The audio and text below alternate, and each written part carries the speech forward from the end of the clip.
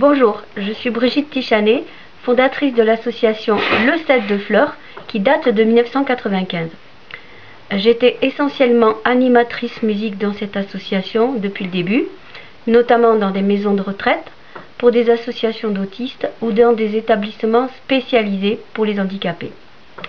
Maintenant, je me mets à proposer des randonnées, petites randonnées ou grandes randonnées de plusieurs jours avec des ânes bâtés. Et comme depuis 4 ans, Pierre-Yves est arrivé et propose des visites de jardin, de la botanique, etc., nous nous orientons davantage sur de l'accueil de famille.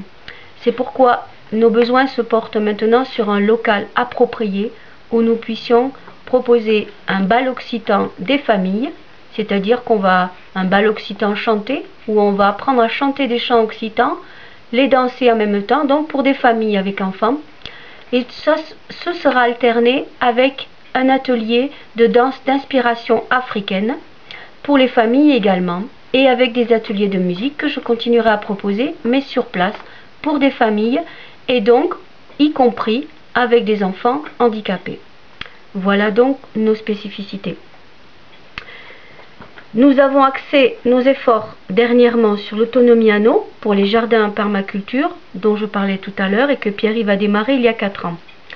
Maintenant, plusieurs actions sont labellisées par le réseau d'aide à la parentalité de la Caisse d'allocation familiale du Lot-et-Garonne, nos ateliers de balade botanique pour connaître les plantes sauvages comestibles, les ateliers de chant et percussion et les ateliers jardin pour les familles. Chez nous, on peut séjourner en camping ou en yourte meublée équipée d'une cuisinière à bois pour des séjours nature avec accès à tous les ateliers que j'ai cités. Nous sommes équipés de toilettes sèches et de douches solaires et chez nous on peut apprendre à vivre d'une façon plus autonome. Un coin cuisine collective est sous abri. Pour proposer nos activités toute l'année, donc, nous avons besoin d'un local approprié et nous avons besoin pour cela de faire appel au crowdfunding parce que le réseau d'aide à la parentalité peut en financer une partie, mais tout le reste, pour tout le reste, on a besoin de votre aide.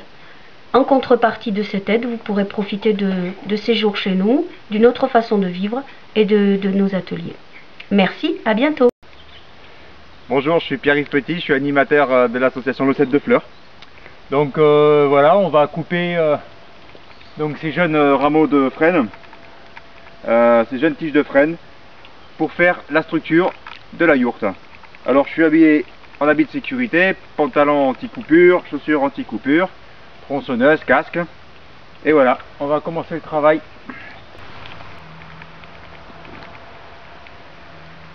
Alors voilà, ici on est dans une prairie qui s'est fait recoloniser par des jeunes frênes.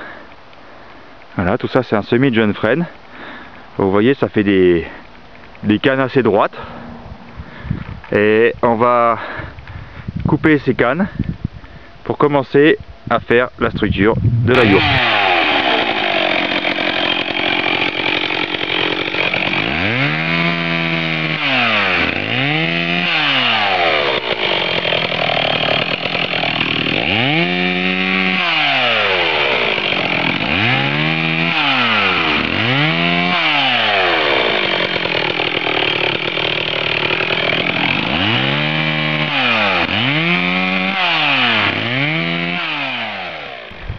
Donc il est important de préciser que de couper ces jeunes frênes, ça ne va pas tuer l'arbre.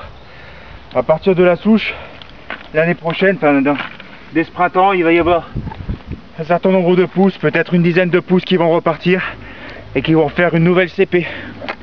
D'ici 4 ou 5 ans, on pourra refaire une nouvelle coupe. Par contre, il y aura beaucoup plus de matière à récupérer après.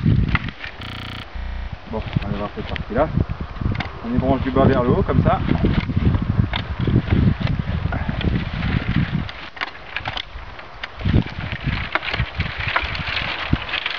Ça se passe bien, les branches sont assez petites. Bon, on fait quoi avec les branches?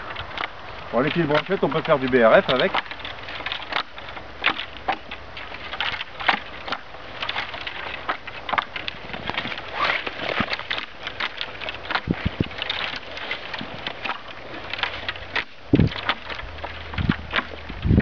Donc il n'y a rien qui se perd.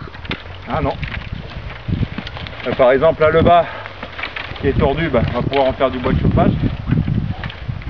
Et après, c'est un petit peu gros en intermédiaire, on peut faire des barreaux de chaise.